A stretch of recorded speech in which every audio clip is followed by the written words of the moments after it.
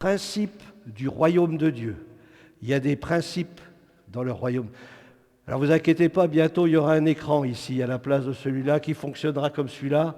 Comme ça vous pourrez voir aussi ici, hein, sans tourner la tête, sans avoir le torticolis. Faut attendre, hein, on attend la main d'œuvre. Voilà, donc très important de s'attacher aux principes du royaume de Dieu. Hein, parce que dans le monde, il y a des principes, il y en a qui sont bien, il y en a qui sont moins bien, puis il y en a d'autres qui sont mauvais.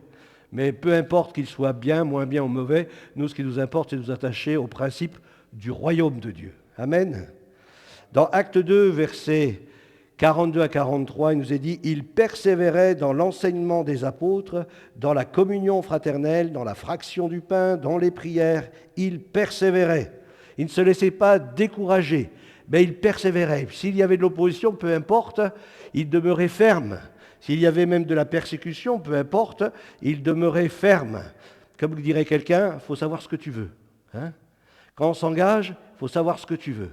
Est-ce que tu veux une transformation? Est-ce que tu veux voir la gloire de Dieu se manifester? Bien, il y a un prix à payer. Il faut persévérer. Persévérer, ne pas lâcher. Amen. Alors, la crainte s'emparait de chacun, nous dit dans ce texte, des Actes des Apôtres. Je vous invite vraiment à le lire. Le livre des Actes, c'est tellement riche. Voilà. À chaque fois que vous avez un petit problème au niveau spirituel, vous êtes un petit peu engourdi, lisez les Actes des Apôtres, d'un seul coup vous allez être dynamisé parce que ce qu'ils ont vécu au départ, au commencement de l'Église, c'est tellement extraordinaire avec les signes, des miracles extraordinaires et puis aussi avec la puissance de Dieu qui accompagnait les disciples. Alléluia. Elle nous a dit qu'il se faisait beaucoup de prodiges et de miracles. Alors moi, on aspire tous aux miracles. Mais on aspire aussi aux prodiges, hein, des prodiges, des choses qu'on n'a même pas idée que Dieu est capable de faire avec sa puissance, avec sa grâce, avec sa bonté. Dieu veut se manifester, ça c'est clair. Dieu veut se révéler. Vous savez que les miracles et les prodiges, ce sont simplement des signes pour nous amener à la personne de Jésus, nous amener à rencontrer le Maître, le Seigneur de gloire, au travers aussi de sa parole. Les signes sont là, les prodiges sont là pour nous conduire à lire la parole de Dieu et à s'approcher de Jésus-Christ. Alléluia. Tous ceux qui croyaient, ils étaient tous dispersés. Le texte nous dit qu'ils étaient tous dans le même lieu. Ah, ils étaient ensemble. Extraordinaire, être ensemble. Ça, c'est formidable, être ensemble. Ils étaient tous ensemble dans un même lieu, ils avaient tout en commun. Ils partageaient les choses. Et aussi bien que même au milieu d'eux, il n'y avait pas de gens qui manquaient de quoi que ce soit, parce que tout le monde se cotisait. On se mettait ensemble et puis on pourvoyait aux besoins de la personne. Hein, il n'y avait pas de nécessiteux. Il y avait des gens qui pourvoyaient, on était là les uns avec les autres. Alors ce n'était pas de l'humanitaire, hein, c'était parce que le Saint-Esprit nous conduisait à partager, à aimer notre prochain. Alors c'est beau d'apporter l'évangile à ceux qui nous entourent, mais c'est bien aussi de leur donner un morceau de pain s'ils ont faim, de leur donner de quoi se vêtir. Hein. Je crois que Dieu il le fait aussi pour les païens, alors combien nous devons aussi le faire pour ceux qui nous entourent. Dieu est bon et Dieu veut qu'on manifeste sa bonté, qu'on soit vraiment des représentants du royaume de Dieu. Ils vendaient leurs propriétés, nous dit le texte, et leurs biens, ils en partageaient le produit entre tous selon les besoins de chacun. Ils étaient chaque jour tous ensemble. Ils étaient chaque jour. Alors nous, on a 2 réunions par semaine. Des fois, il y en a qui disent on a trop de réunions. Hein. Mais là, ils étaient chaque jour. Vous imaginez, chaque jour. Hein, maintenant, je comprends pourquoi, à une certaine époque, les églises, ils restaient ouvertes. Parce que tout le temps, il y avait des gens qui venaient. Le matin, le midi, le soir, l'après-midi, la nuit. Voilà, il y avait une assiduité. Les gens venaient au temple, venaient dans la communion, venaient prier. Et je crois que c'est important que nous puissions garder ces bonnes habitudes. Ils étaient chaque jour tous ensemble, assidus au temple. Et ils rompaient le pain dans les maisons et prenaient leur nourriture avec joie et simplicité de cœur, louant Dieu et trouvant grâce auprès de tout le peuple. Et le Seigneur nous dit dans ce contexte, c'est ce que nous avons besoin de vivre, c'est le contexte, un contexte spirituel, un contexte d'amour, un contexte de consécration, un contexte où la puissance de Dieu se manifestait, eh bien le Seigneur, il ajoutait chaque jour. Alors il se réjouissait chaque jour, et chaque jour le Seigneur ajoutait. Vous vous rendez compte? Le Seigneur ajoutait chaque jour à l'Église ceux qui étaient sauvés, pas des touristes, mais ceux qui étaient sauvés, des hommes et des femmes sauvés, qui pouvaient confesser « J'ai rencontré Jésus-Christ, je sais que je suis sauvé, je sais que mes péchés ont été pardonnés, je sais que je suis une nouvelle créature, je sais que mon nom est inscrit dans le livre de vie. » C'est important les « je sais » de la parole de Dieu, et je sais ces choses. C'est dans mon cœur, une pleine conviction dans mon cœur. Dès lors, il s'attachait à écouter. Il partageait, il y avait une communion, tout le monde était impressionné car les apôtres accomplissaient beaucoup de prodiges. Bien sûr, s'il y a cette unité, cette communion, cette relation, puis aussi cette intercession, parce que le texte nous dit qu'ils étaient aussi dans la prière, ils priaient pour le peuple, et c'était dans la continuité. Ces règles, ce sont des principes du royaume de Dieu. Lorsqu'il y a de l'intercession, lorsqu'il y a de la prière, Dieu se met en mouvement, Dieu se met à l'œuvre. Parce que nous nous attendons, lorsque nous prions, nous nous attendons à ce que Dieu agisse et qu'il intervienne. La Bible nous dit « Crois et tu verras la gloire de Dieu ». Donc déjà, si tu te commences à prier, à te tenir devant Dieu, eh bien ça prouve que déjà tu manifestes de la foi. Tu t'attends à ce que quelque chose se passe, eh bien lorsque tu as une telle attitude de cœur, eh bien Dieu agit, Dieu se manifeste, il se révèle. Alléluia. Plusieurs mois avant la venue en puissance du Saint-Esprit, les disciples demeurent sur les principes du royaume. Plusieurs mois après la venue en puissance du Saint-Esprit, après la Pentecôte, la première Pentecôte, les disciples demeurent sur les principes du royaume, ce qu'ils ont vécu, ce qu'ils ont reçu, ce qu'ils ont appris du Seigneur. Et ils appellent aussi ceux qui s'ajoutent à vivre aussi l'excellence. Pas la médiocrité, mais aussi l'excellence, cet même engagement, cette même consécration. Enseignement, prière, communion fraternelle. Ce qui bouscule le monde sont les prodiges, les miracles et aussi l'unité des fidèles. Comme je l'ai rajouté ici, ce verset de la parole de Dieu, Jean 13, 35, « À ceux-ci tous connaîtront que vous êtes mes disciples si vous avez de l'amour les uns pour les autres. » Si nous nous aimons les uns les autres, c'est un témoignage aux yeux de ceux du dehors qui ne connaissent pas Jésus-Christ. Et à cet amour que nous avons les uns pour les autres, ça va attirer des âmes. Parce que le monde a besoin de rencontrer des gens de confiance, des gens qui aiment vraiment, pas juste superficiellement, mais qui aiment vraiment. Et je crois qu'on a besoin de manifester cet amour de Dieu. Vous savez que Dieu, il fait pleuvoir aussi bien sur les justes que sur les injustes. Et je crois que c'est important que l'Église, elle se préoccupe des âmes perdues et qu'elle ait ce désir de les bénir, qu'elle ait le désir de leur apporter des soins dont ils ont besoin, même s'ils ne viennent pas au Seigneur Jésus. L'important, c'est de bénir les personnes qui nous entourent. Les disciples vivaient une vraie connexion les uns avec les autres. Il nous dit qu'ils partageaient les choses, ils partageaient pas seulement des biens, mais aussi ils partageaient leurs soucis. Je crois que dans des moments de prière, on a besoin aussi de partager ce que l'on vit, nos besoins. Et parfois, on se rend compte que dans l'Église, on a beaucoup d'individualisme. Des gens qui, et voilà, ils s'attournent autour d'eux, mais ils ne partagent pas les choses. Mais partage avec ton frère. Priez les uns pour les autres. La Bible nous dit, afin que vous soyez guéris. Donc on a besoin vraiment de partager les uns avec les autres. Une vraie connexion les uns avec, pas d'hypocrisie, pas de masque, pas de religiosité, une véritable connexion. Se rappelant l'œuvre de Christ et prenant la Sainte Seine dans les maisons. Je crois que c'est important de se rappeler ce que Jésus a accompli pour nous, et c'est pour ça que nous faisons le dimanche, mais on pourrait le faire plus souvent dans la semaine, se rappeler l'œuvre que Jésus a accomplie pour nous. Ce que le Seigneur a accompli pour toi, pour que tu sois sauvé. Lui, le juste, il est mort pour des injustes, parce que c'est vrai, nous étions injustes, pourtant il est venu nous chercher dans notre misère. Il est venu nous chercher. Vous savez, moi, quand le Seigneur il est venu me chercher, ma famille était dans l'occultisme. Et puis on allait droit dans les ténèbres. On s'y engageait. Ma mère était malade. Elle vivait une dépression profonde. Mon frère avait des envies de se suicider. Mon père, il n'avait pas de travail. C'était quelqu'un de très méchant. Et moi-même, J'étais complètement perverti dans mes pensées, dans ma façon de vivre. Mais Dieu est venu nous chercher dans sa grâce. Et lorsque j'ai invoqué son nom, on a demandé, Seigneur, délivre-nous, comme on l'a dit tout à l'heure, quand un malheureux crie, l'Éternel l'entend, eh bien là, Dieu s'est mis en mouvement.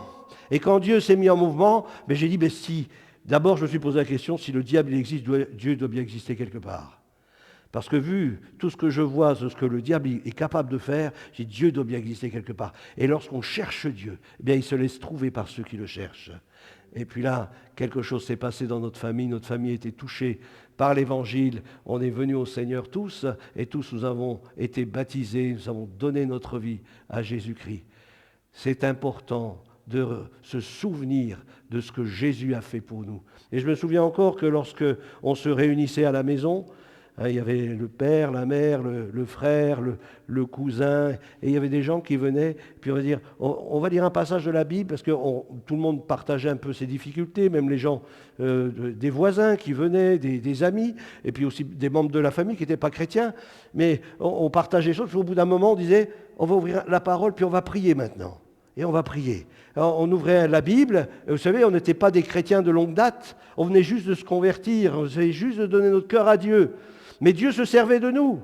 Et là, on ouvrait la parole de Dieu, puis on commençait à prier, puis Dieu agissait. Dieu agissait. Dieu se manifestait. Il touchait les cœurs, il y avait des larmes qui coulaient. Il y avait un désir de lire la parole de Dieu, à nouveau. Bien, je vais revenir pour que vous puissiez encore prier pour moi, parce que vraiment, je ressens que lorsque vous avez prié, quelque chose s'est passé. Ta prière, combien elle est importante. On ne se rend pas suffisamment compte. Moi, je me souviens, je faisais ma tournée dans les Franches-Montagnes avec mes pièces automobiles. Et puis là, je suis arrivé chez un client. Et puis, je discute un petit peu avec le client. Puis le client me dit, écoute, je vais aller à Genève dans pas longtemps parce qu'on a décelé que j'avais un cancer. Je dis, ah bon? Il me dit, oui, puis ça ne se passe pas très bien. Puis il m'a montré sur la tête, il avait déjà des choses et des machins. Et puis... on discute, et puis je le revois plus tard, et puis il me dit, ce coup-ci, je crois que ça va être en empirant. Et puis je lui ai dit, est-ce que vous voulez que je prie pour vous? Il m'a dit, pourquoi prier? Je dis, parce que moi je crois que Dieu guérit aujourd'hui encore, qu'il se manifeste, qu'il se révèle. Et puis là j'ai commencé à... Je vais vous poser mes mains sur vous, vous inquiétez pas, et puis je vais simplement faire une prière toute simple. Et j'ai posé les mains sur lui, je dis, au nom de Jésus, Seigneur, que cette maladie le quitte au nom de Jésus-Christ. Eh bien, quand je suis repassé quelques jours plus tard, il m'a dit, écoutez, je ne sais pas ce qui s'est passé, mais mon cancer, c'est fini. C'est fini. C'est fini. Et je crois qu'il y a une puissance dans la prière. Les gens qui nous entourent, le Saint-Esprit vous accompagne dans le témoignage. C'est important de le comprendre, de le réaliser. Le Saint-Esprit t'accompagne dans le témoignage et il confirme la parole par des signes, des prodiges, des miracles et des guérisons. C'est plus facile d'apporter la guérison à une personne qui n'est pas chrétienne du tout qu'à un chrétien. Des fois, on voit que les chrétiens sont tellement endurcis, tellement habitués dans la religiosité, mais lorsqu'on voit une personne qui ne connaît pas Christ, dès qu'on prie pour lui, d'un seul coup, pof, il est guéri. D'un seul coup, pof, il est libéré. Il y avait un jeune qu'on a ramassé dans la rue, qui était sous l'emprise de l'héroïne, et puis on l'a amené à Reims. De Sedan à Reims, il y avait un grand rassemblement. Et puis là, mes parents, ils l'amènent au premier rang, c'était dans un grand truc, une grande réunion, il y avait plusieurs centaines de personnes qui étaient rassemblées. Et puis là, à la fin de la réunion, lui, il était encore complètement à côté.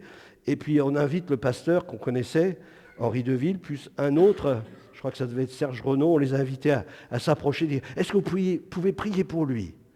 Alors lui, il était à moitié dans le cirage, et puis on va prier parce que...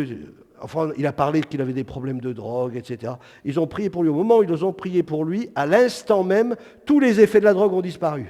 Tous les effets de la drogue ont disparu. Il a fait une véritable rencontre avec Dieu ce jour-là. Quand il est rentré chez lui, il a pris toute son héroïne, tout ça, il l'a mis dans les toilettes, il a tiré la chasseuse, c'était fini. Depuis ce jour-là, il n'a plus touché à l'héroïne. Je crois que Dieu est puissant, Dieu est tout-puissant. C'est à nous de croire à cette parole. Dieu désire confirmer sa parole par des signes, et pour cela, il a besoin de chacun d'entre nous, il a besoin de l'Église. Il a besoin de toi, il a besoin de tes mains, il a besoin de ta bouche, il a besoin de tes pieds pour que tu puisses te déplacer, aller vers ceux qui ont besoin d'entendre le message libérateur d'un Christ vivant. Alléluia. La louange montait régulièrement, bien c'est sûr. Lorsqu'on a vu ce jeune qui était délivré de la drogue, qui habitait en face de chez nous, eh bien, quand il venait à la maison, on ouvrait la parole avec lui, on faisait comme d'habitude. Et puis on priait ensemble, et puis on se réjouissait. Et lui commençait à élever sa voix ensemble, comme ça. Il disait, Seigneur, merci, il ne savait pas trop prier, mais le peu qu'il disait, c'était que de la louange, que du remerciement. Et même dans l'église, il avait la tête dans ses genoux, là. Il était tellement touché de ce que Dieu avait fait pour lui. Seigneur, je te remercie. Je te demande pardon pour ma vie, mais je te remercie de ce que tu m'as délivré. Et je veux dire, c'était une petite assemblée, une petite église, mais ça avait un impact dans l'église. Les gens qui étaient là depuis déjà des années, peut-être ils n'avaient pas vu beaucoup de conversions, eh bien ils étaient stupéfaits de voir combien Dieu avait libéré cet homme. Dieu veut faire des miracles. Dieu veut agir au travers de nous. Par la foi, il nous faut annoncer la parole et la louange va monter. Tu vas commencer à louer Dieu pour ce qu'il fait au travers de toi. N'attendez pas d'être parfait pour servir Dieu tel que vous êtes, avec la foi que tu as. Comme disait le Seigneur à Gédéon, va avec la force que tu as. Je suis avec toi. Je veux que ma parole, elle puisse toucher les cœurs. Parce que tous ces miracles, ce sont des signes pour attirer les âmes à Christ. Pour attirer les âmes à Christ. Et ils étaient appréciés même des non-chrétiens. Et lorsque vous vivez vraiment l'Évangile, eh bien même ceux qui ne connaissent pas Dieu, eh bien, ils remarquent vos bonnes œuvres. Ils voient ce que vous faites et ça les encourage. Le Saint-Esprit a ajouté à l'Église chaque jour des âmes sauvées. Malgré l'euphorie du réveil, les croyants ne se relâchent pas. Cette intensité, parce qu'on a tendance souvent, lorsqu'on voit que tout va bien, on a tendance à se relâcher. Alors que ce qui a justement mis la machine en marche, c'est la prière, c'est l'intercession, c'est le témoignage.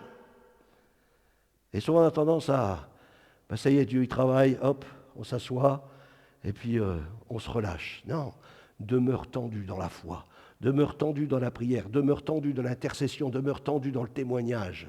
Sois un témoin de Jésus-Christ et ne succombe pas à l'euphorie de voir des âmes se convertir.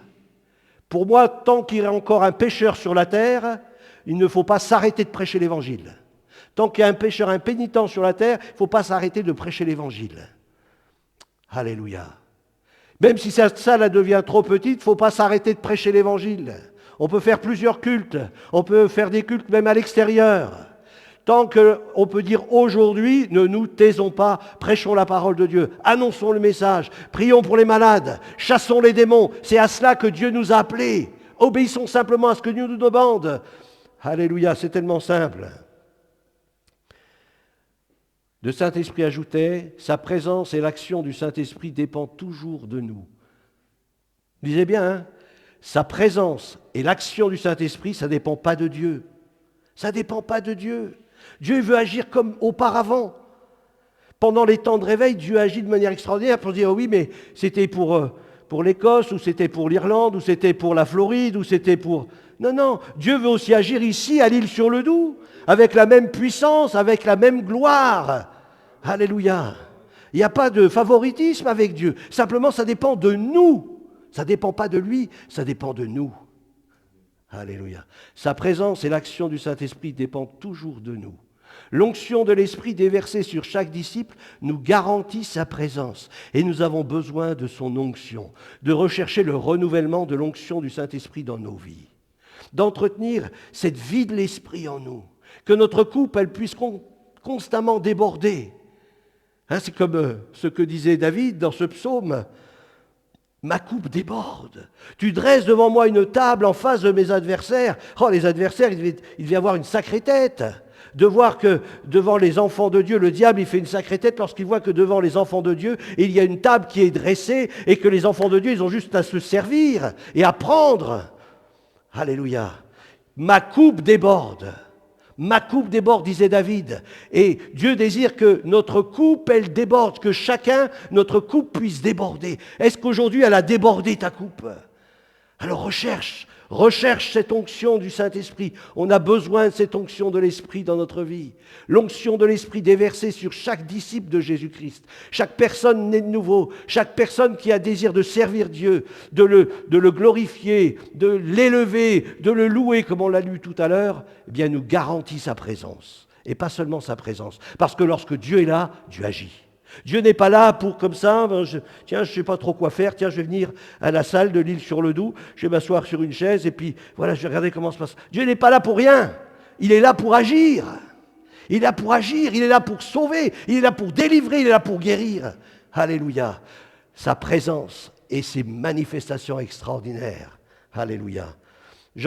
Acte 3, versets 1er à 10 nous dit « Pierre et Jean montaient ensemble au temple à l'heure de la prière. » Alors je ne sais pas, là il était 19h30 lorsque vous êtes venus ici. Imaginez, mettez-vous dans le contexte. Ça ne change pas, Dieu ne change pas. Nous on change, mais lui il ne change pas. Il est le même hier, aujourd'hui et éternellement. Et là, pendant que vous venez à l'église, au temple, ici à l'Île-sur-le-Doubs, qu'est-ce qui se passe? Eh bien, à l'heure de la prière, c'était la 9e heure, c'était une certaine heure, on va dire 19h30. Il y avait là un homme qui était boiteux de naissance. Alors peut-être il était assis là au bord de la berge, et puis il était en train de pêcher. Ou alors peut-être il sortait de chez lui, ou il était assis sur une chaise, et puis il regardait les bateaux. Imaginez, mettez-vous dans le contexte. Discerner les besoins, que nos yeux s'ouvrent sur les besoins des personnes qui nous entourent, puissions prendre conscience de ce qu'ils vivent eux. Vous savez qu'autour de nous, il y a des gens qui vivent des drames. Alors c'est vrai, nous aussi on en vit parfois, mais il y en a autour de nous, ils vivent des vrais drames, et qu'ils ont besoin d'un secours, d'une aide. Et vous êtes l'aide que Dieu envoie. Vous êtes l'aide que Dieu envoie. Vous êtes les anges de Dieu, les messagers de Dieu. Il nous est dit qu'il fait de ces messagers des flammes de feu. Pour cela, sois rempli du Saint-Esprit, Dieu va t'utiliser. Si tu es rempli du Saint-Esprit, Dieu va t'utiliser. C'est obligé. Si tu es rempli du Saint-Esprit, Dieu va t'utiliser. Il va te montrer des choses, il va te montrer des œuvres à accomplir. Et là, quand les disciples ils montaient au temple, il y avait là un homme boiteux de naissance qu'on plaçait tous les jours à la porte du temple appelé la Belle, pour qu'il demandât l'aumône à ceux qui entraient dans le temple. Cet homme, voyant Pierre et Jean qui allaient y entrer, leur demanda l'aumône. Pierre, de même que Jean, fixa les yeux sur lui. Imaginez, Pierre et Jean, ils fixent les yeux. S'ils fixent les yeux, c'est qu'il y a quelque chose, c'est qu'ils s'attendent à ce que le Saint-Esprit leur parle. Lorsque tu parles avec quelqu'un, attends-toi à ce que le Saint-Esprit te parle ou te révèle. Je me souviens, c'est David, vous l'avez déjà vu, il a déjà donné son témoignage ici, et puis plusieurs témoignages. Lorsqu'il se trouvait parfois dans certaines situations, Dieu lui parlait, lui disait, tu vois cette personne, sa fille, elle a quitté ce foyer, et aujourd'hui elle est à tel endroit. Va voir la personne et dis-lui qu'on va prier et qu'elle va revenir. Bientôt elle va revenir. Wow. Ou d'autres choses de ce style-là, où Dieu révèle des paroles de connaissance, des paroles de sagesse. C'est pas pour les super spirituels, c'est pas pour les super apôtres, c'est pas pour les super prophètes. Non, c'est pour chaque enfant de Dieu. Si tu aspires, si tu as soif de Dieu, si tu as soif et faim du Saint-Esprit, Dieu va te révéler des choses qui sont cachées. Pas pour te glorifier, mais pour les amener à lui,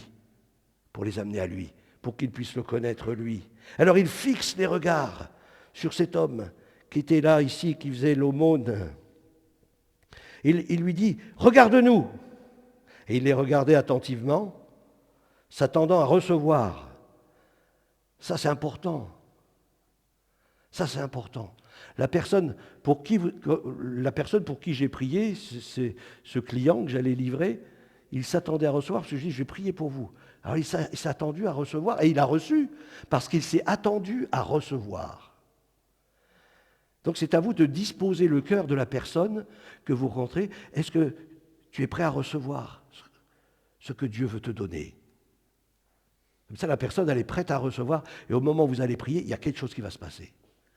Vous allez communiquer quelque chose à la personne. Vous allez lui communiquer un don de guérison. Vous allez lui communiquer quelque chose. Il faut que la personne elle soit prête à recevoir. C'est pour ça qu'on fait des appels. Vous comprenez pourquoi on fait des appels? Si c'est quelqu'un qui est malade et c'est quelqu'un qui s'approche sur le devant, parce qu'on suppose que la personne qui s'approche sur le devant, elle s'attend à recevoir quelque chose. Et là, comme elle est dans une bonne attitude, dès qu'on va prier, paf, elle va recevoir. Au nom de Jésus. S'attendre à recevoir ce que Dieu veut nous donner. Alléluia. regarde-nous. Et il les regardait attentivement, s'attendant à recevoir quelque chose. Alors Pierre lui dit, je n'ai ni argent ni or.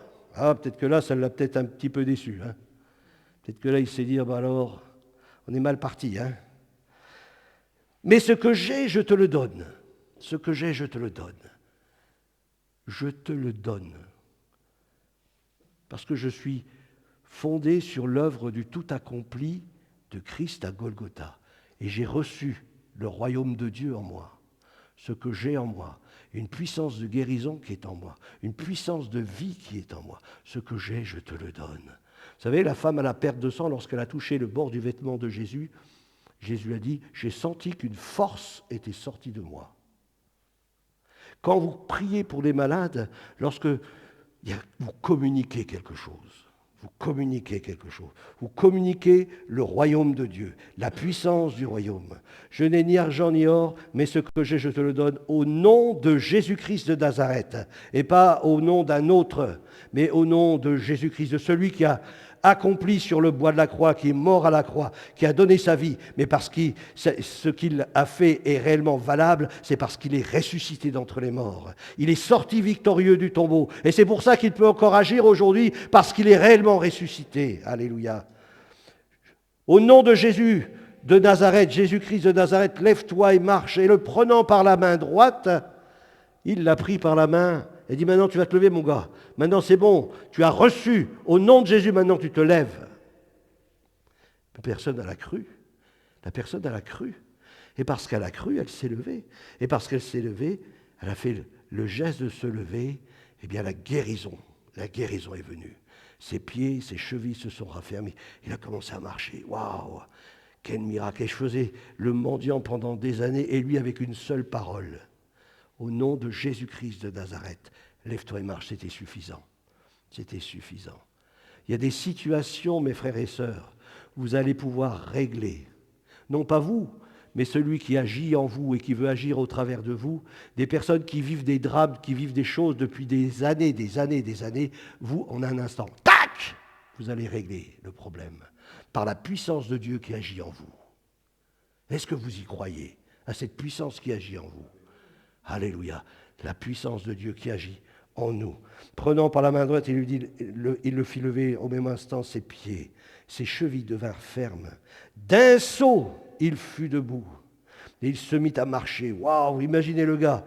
Il a, je sais pas quoi, il était de naissance, hein, donc il n'a jamais marché. Alors, imaginez, pour une fois qu'il marche, il devait courir, il devait sauter, ça devait être formidable. Il entra avec eux dans le temple, du coup, parce qu'avant, il ne pouvait pas y entrer du fait de son infirmité. Il entra dans le temple, marchant, sautant, et louant Dieu. Et louant Dieu. On retrouve ce qu'on a vu tout à l'heure. La louange montait régulièrement vers le Seigneur parce que les œuvres de Dieu se manifestaient au travers de l'Église. Et on a besoin qu'encore aujourd'hui, ces mêmes œuvres se manifestent au travers de notre assemblée. Dieu veut agir au travers de nous. Tout le monde le vit, marchant et louant Dieu. Il reconnaissait que c'était celui qui était assis à la belle porte du temple pour demander l'aumône, et il fut rempli d'étonnement et de surprise au sujet de ce qui lui était arrivé. Amen. Dieu veut faire des choses qui nous dépassent. Tout le monde a entendu parler, enfin je pense pour la plupart, de Madame Richard. Madame Richard, qui une femme de Dieu. Hein? Et puis, elle a reçu dans son cœur d'aller dans cette rue piétonne. Bon, moi, je ne connais pas exactement l'histoire, mais les grandes lignes.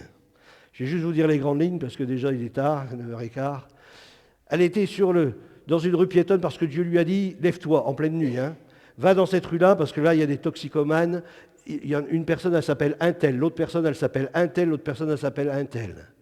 Elle y a été, et quand elle a vu ces jeunes, comme Dieu lui avait montré, lorsqu'elle était encore sur son lit, en chemise de nuit, parce qu'elle a mis juste son paletot pour partir dans les rues piétonnes, et puis elle a simplement obéi.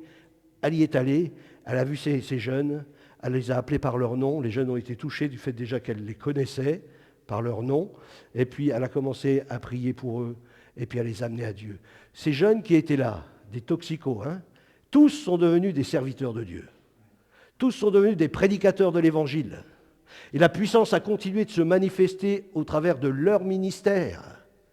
Parce qu'un jour, une femme d'un certain âge, lorsque Dieu lui a parlé, elle a obéi. Et elle s'est laissée conduire. Et elle a fait simplement ce que Dieu lui a demandé de faire. Elle n'a pas commencé à dire « Ah, faut que j'appelle le pasteur, là, parce que Dieu me parle la nuit, là, c'est bizarre quand même. Hein » Elle n'a pas fait ça. Et puis lorsqu'elle était dans la rue, elle n'a pas eu besoin de demander « Tiens, mon frère, est-ce que tu peux venir avec moi ?» Parce que voilà. Non, non. Par l'Esprit, par le Saint-Esprit, Dieu l'a conduit et Dieu a opéré au travers d'elle. Je crois que Dieu peut le faire encore aujourd'hui, parce que lui ne change pas. Lui ne change pas, il reste le même. Et Dieu veut encore agir au travers de chacun d'entre nous. Puissions-nous être recherchés, être remplis du Saint-Esprit, ou continuellement remplis du Saint-Esprit, comme le faisait la première Église, si nous voulons vraiment être utiles pour le royaume de Dieu. Si vraiment nous voulons être utiles pour le royaume de Dieu. Seigneur, sers-toi de moi.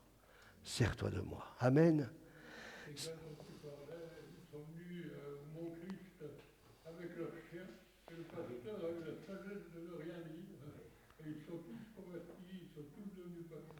Ça, c'est magnifique. Il n'y a que Dieu qui peut faire ce genre de choses.